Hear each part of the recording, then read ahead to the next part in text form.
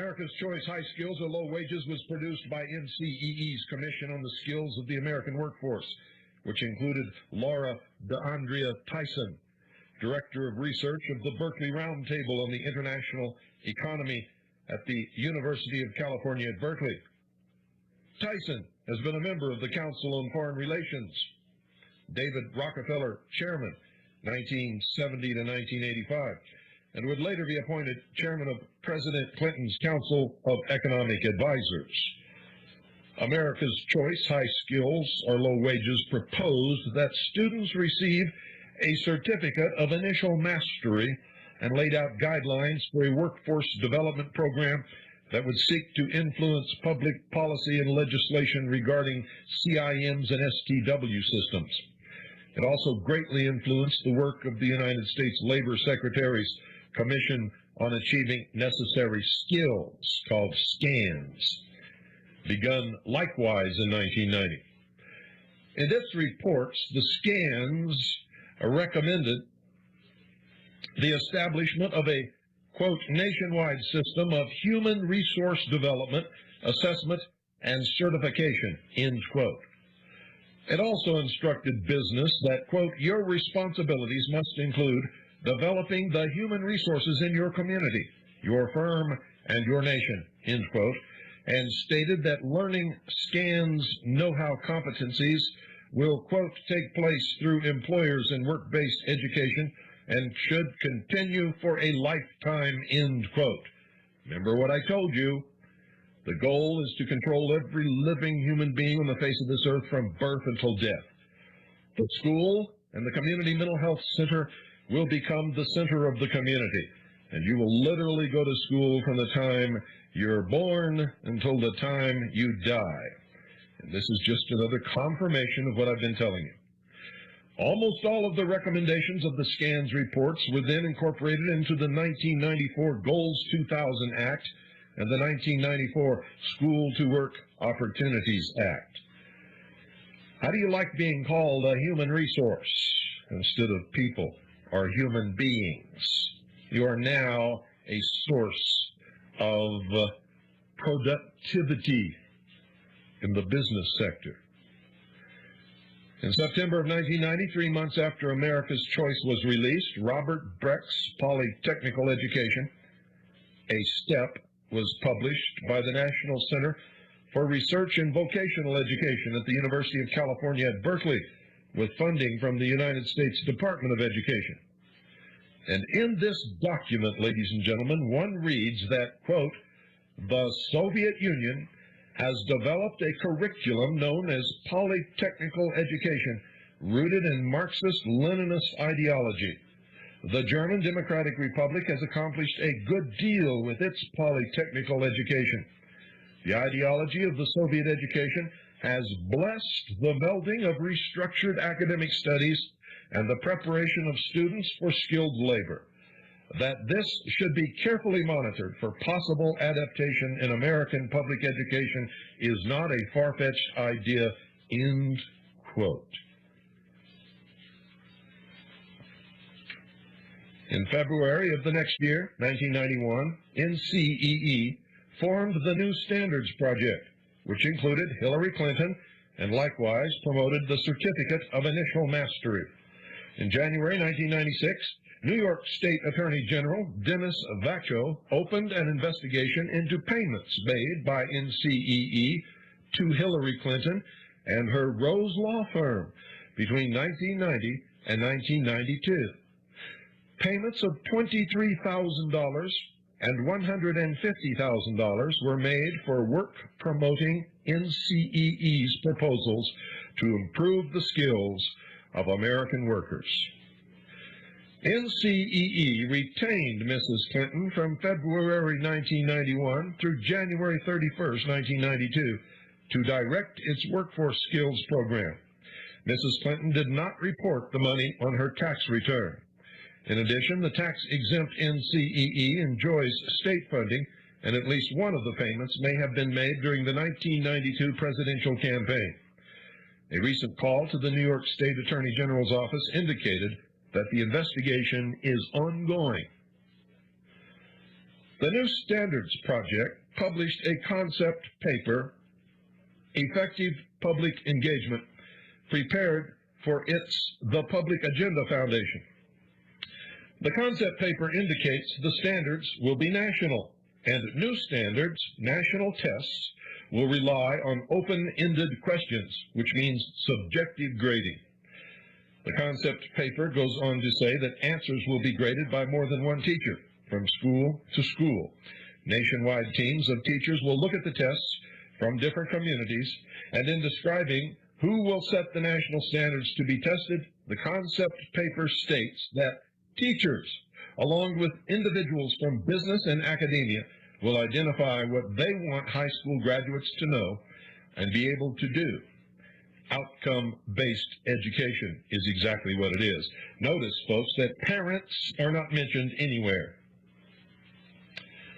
In his Richmond Times-Dispatch column, working on the Goals 2000 Systemic Change Gang, October 19, 1994, opinion page editor Robert Holland referred to the Public Agenda Foundation when describing a community action toolkit developed by the United States Department of Education and its tax-funded regional laboratories, about to be distributed by the National Education Goals Panel. Holland noted that among the toolkit's contents were, and I quote, letters to the editor, op-ed pieces, featured stories, radio spots, and even entire speeches already written endorsing the national education push, a troubleshooting guide for dealing with opponents, case histories of how opponents can be co-opted in order to implement curriculum changes, step-by-step plans for manufacturing support through the use of so-called facilitators and change agents.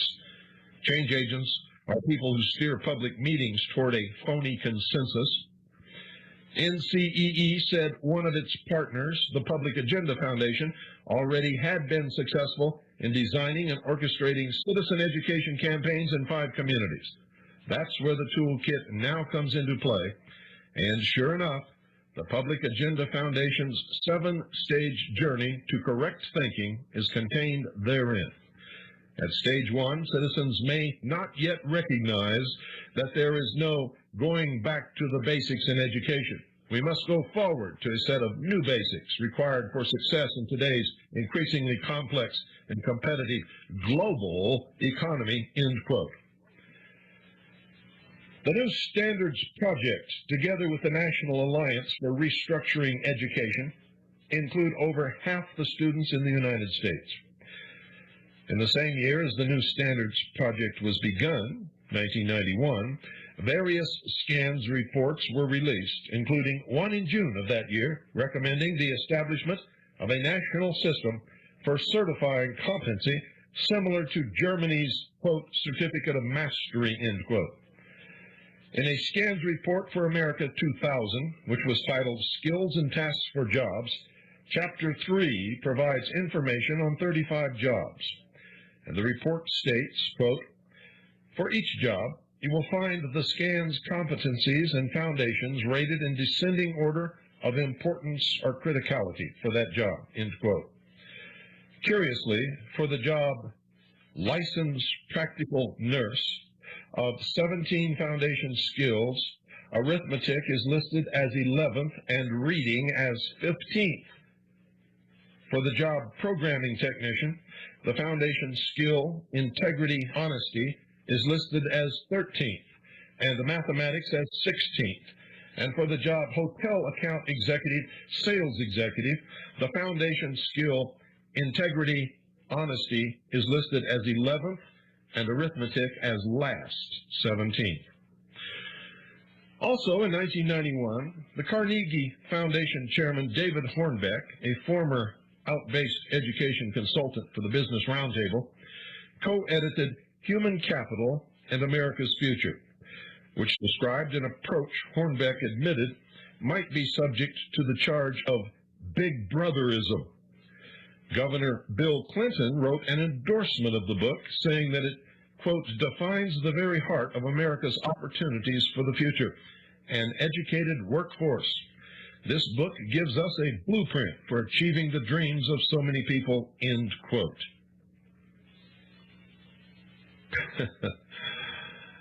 It's pretty hard to quote these people without wanting to shove something right in their face. Got to tell you, folks, it's just sickening. Among those dreaming was NCEE President Mark Tucker, who in 1992 co-authored Thinking for a Living, which stated, quote, "As this is written, the former members of the communist bloc in Eastern Europe and the Soviet Union are setting out to fashion new societies. Many of those countries have done a better job than we of building effective human resource development programs," end quote. You see how everything that they're doing is based upon something that the communists have done in the past, from beginning to end. There is no other reference, ladies and gentlemen. The same year, NCEE developed a Human Resources Development Plan for the United States that advocated a, quote, national system of education in which curriculum, pedagogy, examinations and teacher education and licensure systems are all linked to the national standards, and the standards are the same everywhere, end quote. On August the 2nd, Assistant Labor Secretary Robert Jones of the Bush administration announced that the federal government was preparing to deny aid and student loans to schools that fail to prepare their graduates with the skills needed to compete for jobs in the modern workplace, admitting, quote, "This is a touchy subject," end quote. Shortly thereafter, Bill Clinton won the presidential election, and on November the 11th, Mark Tucker wrote his now infamous letter to Hillary Clinton.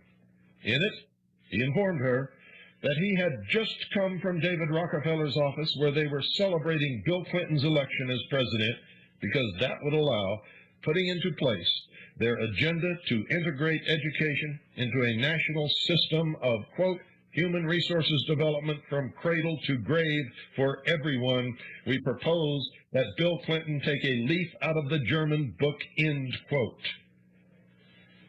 Regarding required apprenticeship slots relevant to this, however, was a paper commissioned by the School to Work Transition Team in the Office of Educational Research and Improvement, called OERI, within the United States Department of Education, one of a set of commissioned papers published by OERI in June 1994.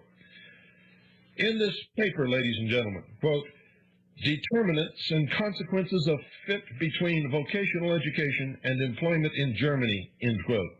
Professor James Witt and Arne Kalleberg stated that, quote, "The German apprenticeship system is so expensive, Germany's contemporary vocational education system is closely linked to its secondary educational system.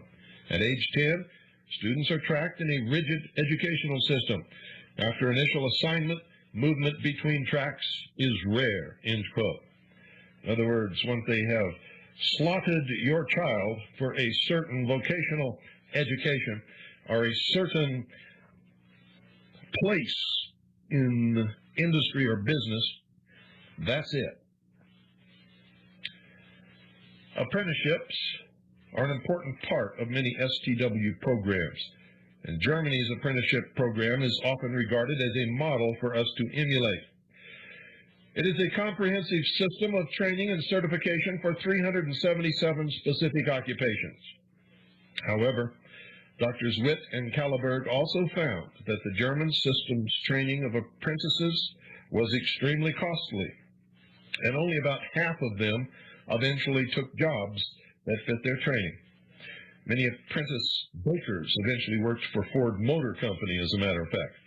And Syracuse University, where incidentally I just spoke as a guest of the African American Student Association, Syracuse University economist Kenneth Couch's study revealed that German apprenticeship graduates didn't make any more money on average than other high school graduates 5 to 14 years after their certification.